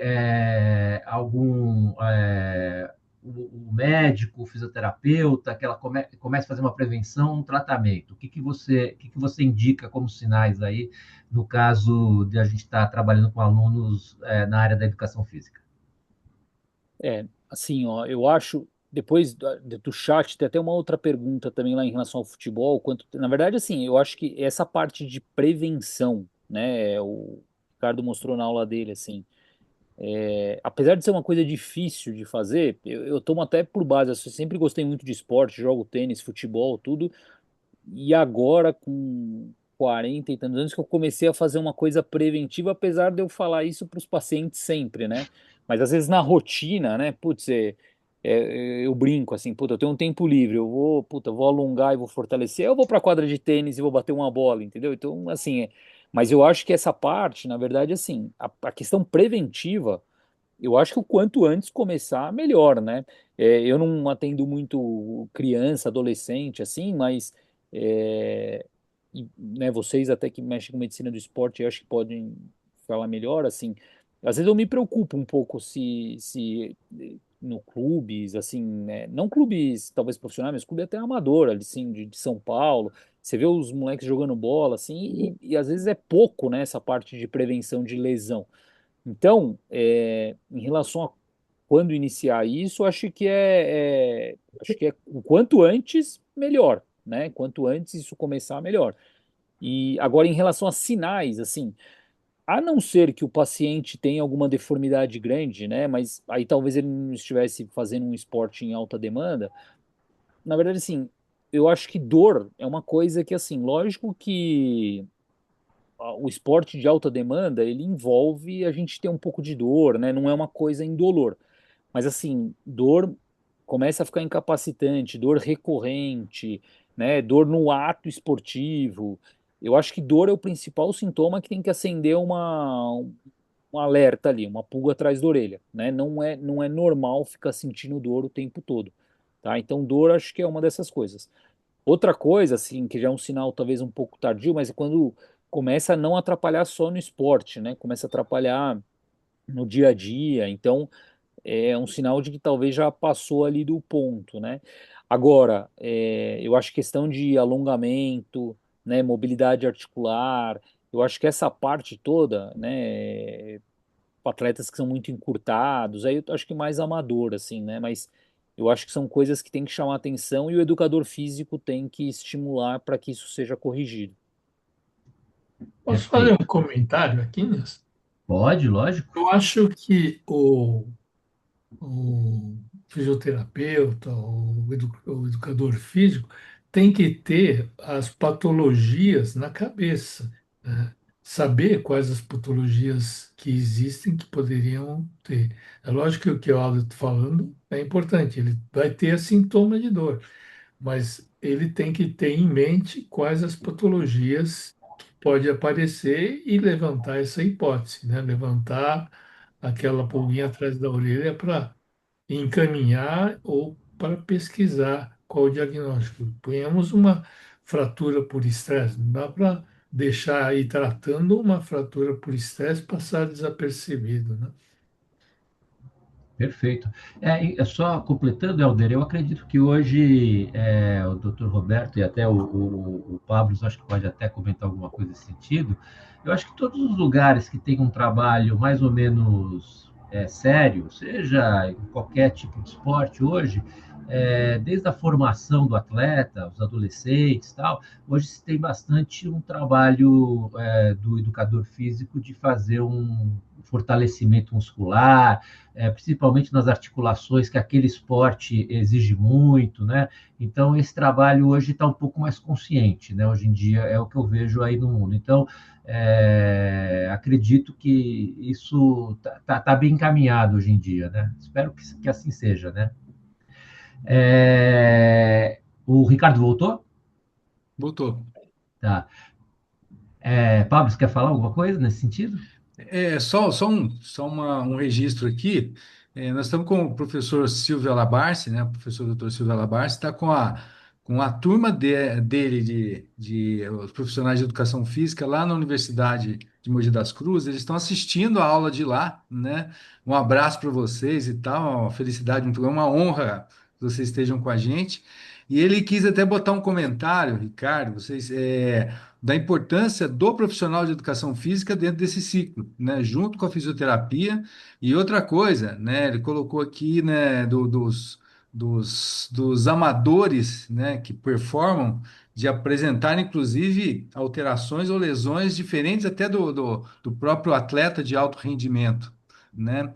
E dentro desse universo, como todos veem, o profissional de educação física atuante, né, e multidisciplinar, né? Então, fica aí o registro, um abraço a vocês que estão aí nos assistindo, é uma honra recebê-los. Ricardo, Helder, quem quer fazer esse comentário? Eu queria só pegar o gancho do Dr. Pablos. O Silvio é um parceiro, inclusive, parceiro profissional meu aqui.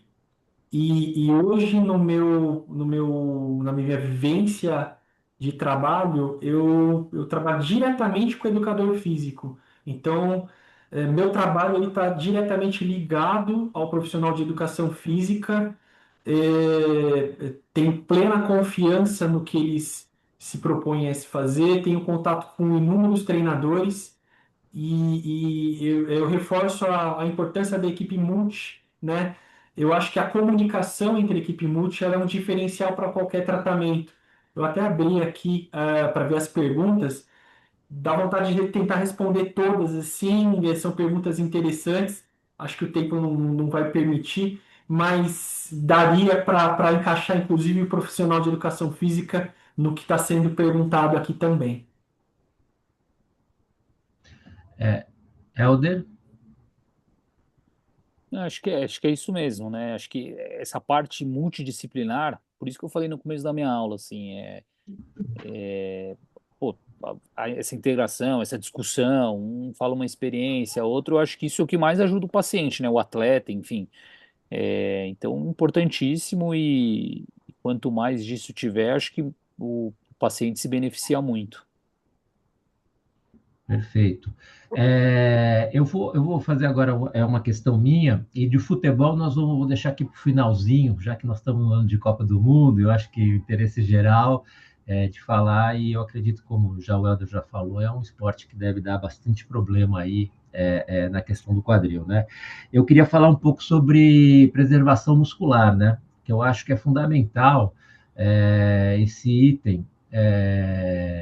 Na época que eu fiz artroplastia, por exemplo, não se falava muito esse termo, né, de preservação muscular, nem de fazer uma nutrição para que isso fosse bem feito e a gente tivesse uma força muscular. Eu quero saber porque é o seguinte, uma das coisas que falavam muito na época que eu estava com problema de quadril era com questão ao peso, né? Então, você tem que reduzir o peso, porque o peso tal, não estava gordo na época, mas cuidado com peso, com peso, com peso, com peso. Hoje em dia, imagino que a pessoa vai fazer um tratamento, você precisa reduzir o peso. Ela vai lá, vai no Monjaro, por exemplo, e tem perda de massa magra. Ou vai fazer uma dieta, tem perda de massa magra, né? Então, eu queria saber se realmente o quanto essa questão lógico, não estou falando do peso que clinicamente já podemos já chamar de uma patologia, de uma doença, né? O quanto vocês acreditam que a pessoa realmente tem que perder o peso por ter este problema de perder também a massa magra? Ricardo, Helder, quem quer? Quer, quer começar Pode aí falar, já, Helder. Ricardo? Então começa. Eu É que eu posso acho que, trazer ó, um aí, pouquinho do olhar da fisioterapia. Se a gente for pensar que o sobrepeso e a obesidade, elas são preocupações da OMS, de qualquer outro segmento, sem ser trazendo para o aspecto da parte ortopédica, eu diria que ele interfere sim, inclusive na questão da massa magra. Para nós da fisioterapia, se o paciente fizer esse trabalho, pelo menos da redução do peso dele, caso ele tenha sobrepeso ou obesidade, no nosso dia a dia, com estudos, baseado em estudos com evidência muito firme ali, dá uma diferença sim, né? Na qualidade do desenvolvimento durante a fisioterapia. Então, o sobrepeso ele acaba atrapalhando um pouquinho dentro do tratamento. Vai ter pacientes que vão estar com sobrepeso e vão sair super bem de um ATQ? Vão. Isso é normal. Mas, do ponto de vista funcional, o sobrepeso e a obesidade atrapalham sim, pensando no aspecto geral de saúde e no tratamento de fisioterapia. não tem uma coisa biomecânica assim clássica de aulas de artrose e tudo que assim, cada 1 quilo nosso, né, do corpo, em apoio monopodálico, mesmo na marcha assim normal, são 3, 4 quilos na articulação do quadril, né? Então, assim, realmente a perda de peso, o controle de peso, eu acho que é uma coisa essencial. A questão de, por exemplo, pacientes que às vezes a gente opera que fizeram cirurgias bariátricas, né, que tem um consumo ali muscular pior, realmente você pode ter algumas coisas mais de complicação. Então, eu acho que, assim, na minha formação de ortopedista, assim, não é nesse tema de nutrição, assim, eu não tenho tanta propriedade para falar, mas realmente, assim, essas medicações, né, canetas emagrecedoras, assim, como elas, o paciente tem uma perda de peso, mas eu acho que a preocupação em realmente manter ali uma massa magra, né, adequada e né, a perda de peso às custas de gordura mesmo, né? É uma questão bem interessante que você trouxe. Assim, eu ainda não tenho nenhum dado, o paciente, algum caso assim, que eu consiga. Acho que a gente vai ter esse problema bastante daqui para frente, né? Mas assim, a perda de peso ela ajuda muito, mas realmente a questão da massa magra, principalmente em questão de reabilitação, né, de cirurgias, assim, eu acho que é importantíssimo. Né? Então, o paciente junto, mesmo que perca peso mais fácil com esses remédios, frisar sempre que a importância da atividade física e fortalecimento é essencial, né? Ótimo. O Luan Victor aqui está dizendo que o futebol é campeão de lesões. E ele pergunta se a preventiva tem que ser feito quanto tempo, né? Eu acho que tem que ser sempre, mas vamos escutar os nossos professores. Depende do tipo de esporte. Por exemplo, no futebol, a alta demanda dos jogadores, né? Quer dizer, é um esporte que vocês veem que tem muita lesão de quadril, assim, porque eu vejo que muitos ex-jogadores têm problema de quadril, né? Aí vai Raí, Pelé, o Zinho, acho que fez agora há pouco tempo, o Kaká, aí tem uma infinidade, né? Mas durante a vida esportiva eu não me lembro muito bem de ser essas lesões, né? Joelho, normalmente, que a gente vê mais, coisa do tipo. Então, queria a opinião de vocês aqui, a pedido do Luan aqui. Doutor Helder? Então, a pergunta que eu tinha visto era justamente a dele ali, que eu acho que, na verdade, então, essa parte preventiva eu acho que é o quanto antes, na verdade, né? A gente sabe que, assim, o paciente. Então, porque eu acho que sempre a gente tem que dividir nesses atletas que têm uma demanda maior profissional do atleta amador, Porque assim, a partir dos 40 anos a gente sabe que o ser humano ele começa a ter uma perda grande de massa muscular. Então, assim, se você for pensar, se fosse para ter uma resposta assim eu acho que acima dos 40 anos, assim, eu acho que é uma coisa que seria quase que obrigatória, né? Mas em relação a atletas que têm uma demanda grande, é aquilo que a gente falou, criança, adolescente, eu acho que já tem que fazer uma coisa preventiva, né? Então a resposta seria, acho que seria essa, assim, o quanto antes coisa preventiva fizer, acho que melhor. Doutor Ricardo? Bom, trazendo para o âmbito do futebol, o atleta profissional de futebol, ele está no auge físico dele e ele está 100% na maioria das vezes, para executar uma atividade de alta intensidade, onde ele tem mudança de direção, ele tem rotações, ele está no auge ali. Se a gente for falar de futebol brasileiro, a gente não tem nenhuma padronização de gramado. Se a gente for falar de futebol inglês, eles têm a padronização de gramado. Se você clicar lá no jogo do campeonato inglês que você está assistindo, você consegue ver o mapa de calor do cara. E aí você junta todos esses dados, eles conseguem fazer a prevenção durante o campeonato, pós-campeonato.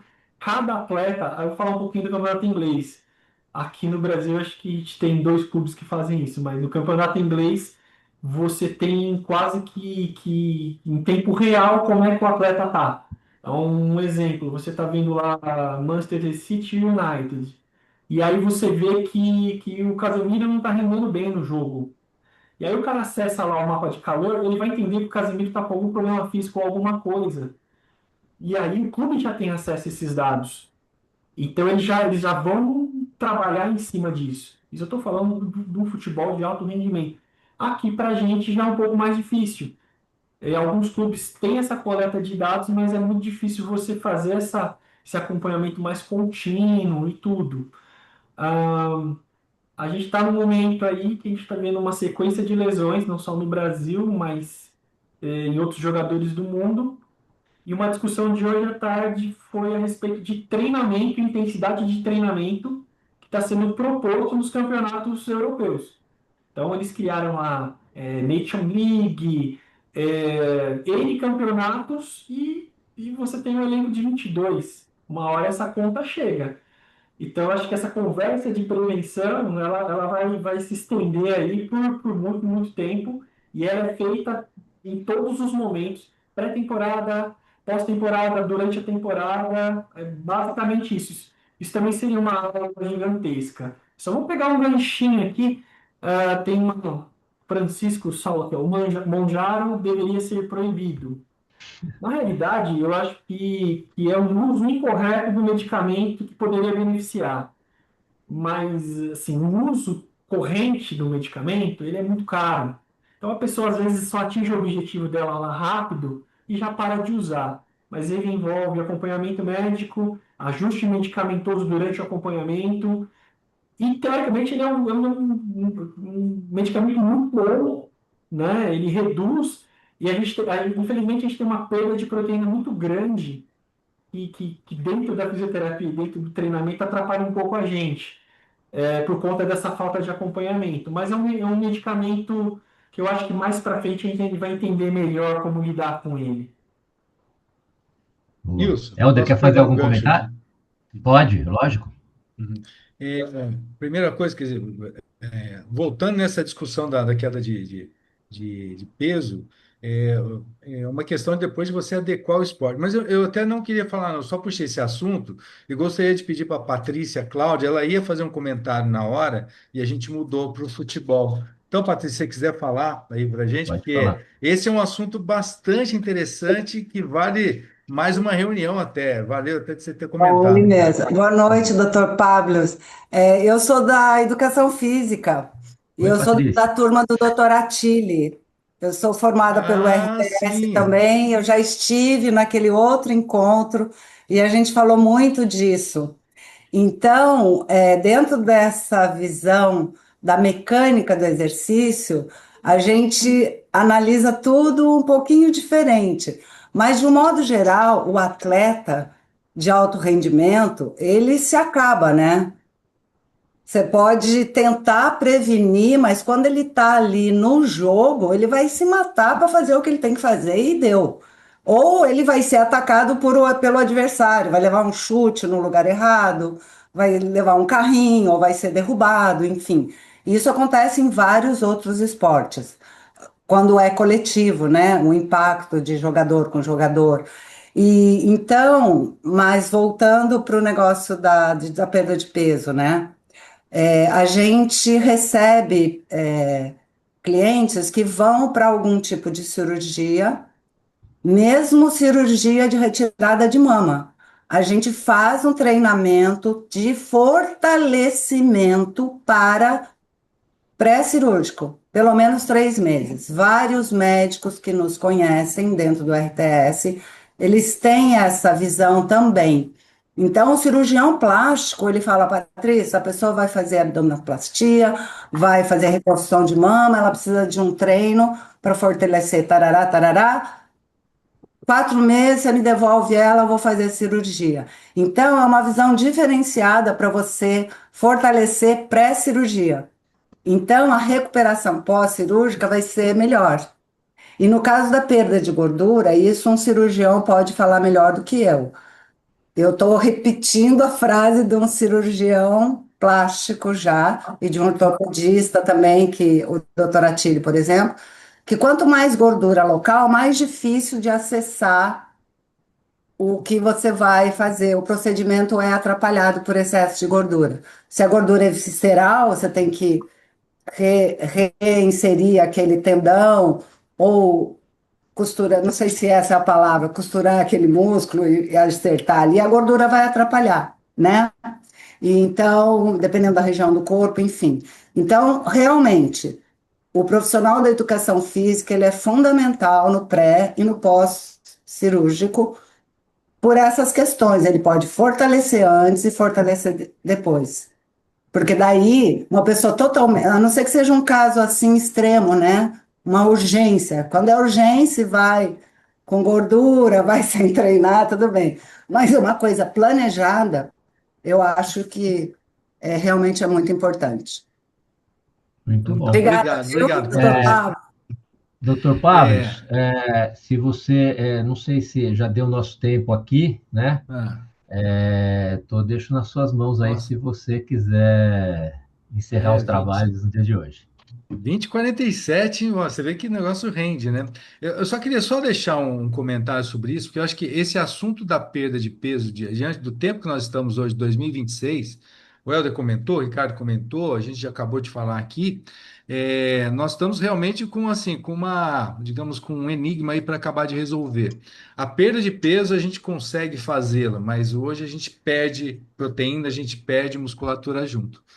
A outra coisa é o sobrepeso no esporte, que eles não vão ter que readequar o esporte. Não adianta. Eu já peguei grupos com lesões em pé, que, tipo assim, tinha um sobrepeso, mas o grupo inteiro queria fazer maratona. Então, em algum momento, se estouraram. Então, tudo é uma questão da adequação mesmo, e o quanto de músculo que você tem para que você possa prevenir também.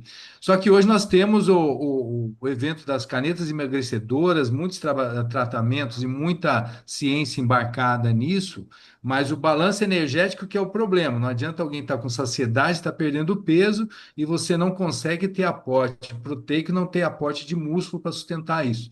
E as pessoas estão tratando isso, estão normatizando isso. Então, tenho recebido muito no ambulatório. Ah, eu estou usando o Mundial, eu estou usando isso aqui e tal, estou treinando. Eu falei, mas está comendo que horas, né? Aí a pergunta morre nas reticências. Então, nós temos muita coisa para discutir. Eu acho que vai ser um bom tema para a gente falar aí nos próximos meses, se vocês toparem, né? Agora, quanto realmente o tempo vai seguindo, e para vocês, alunos da educação física, profissionais de educação física, né, é importante você lembrar o teu cliente, o teu aluno de tudo isso.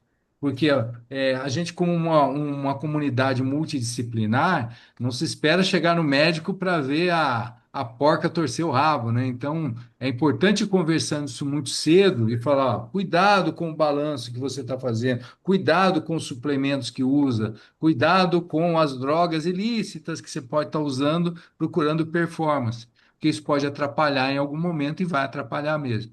Nossa, um resumão para terminar, né? Mas, bom, Boa.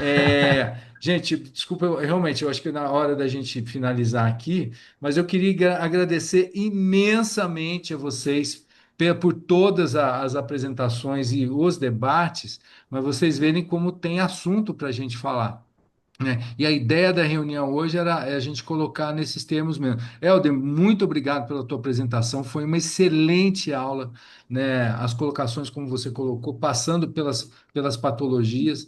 E, Ricardo, você colocando a visão da físio para a gente poder cruzar isso.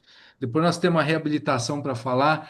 Nilson, a condução realmente muito legal, né? E a ideia era essa mesmo, então, dar esse tom, né, de buscar as coisas com o grupo. Espero que vocês tenham aproveitado bastante.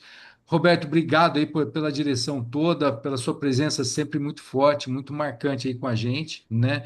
E de vocês todos que participaram, a turma da OMC que estava assistindo em aula, que tinha até foto, eu não consegui publicar aqui, e a todos os outros profissionais que estiveram presentes. Vi a presença do Terreri, que é um grande fisiatra. Silvio, obrigado aí pela presença. Marinho, que estava aí com a gente. Catito também, que é além de ser um grande profissional de educação física, tem um cuidado muito grande com os seus alunos no seu estúdio. E aí já fica o convite para o próximo mês, que o assunto vai ser futebol e Copa do Mundo, né? Então, temos bastante coisa para discutir. E eu queria agradecer ao 9 de julho, Rede Américas, que nos dá esse espaço sempre há 18 anos para a gente fazer essa nossa reunião e educação continuada, né? Agradecer a Denise e a Adriana, que estão sempre aí no IEP, nos ajudando, dando todo o suporte, né? E a oportunidade de estar com vocês de novo, né? Então, isso é muito bom, muito gratificante, muito feliz. Deixo a palavra final aí para vocês, né? Para a gente poder fechar. Helder. Bom, vou agradecer então aqui, muito Ah, obrigado aí, parabéns aos dois professores aí eu achei brilhante a forma como vocês apresentaram, resumidamente aí em pouquíssimo tempo. Queria agradecer ao Roberto, ao Pablo e a todas as pessoas que participaram aí, né? E já que vai ser futebol a próxima vez, eu quero saber se o Brasil vai ser campeão do mundo ou não na próxima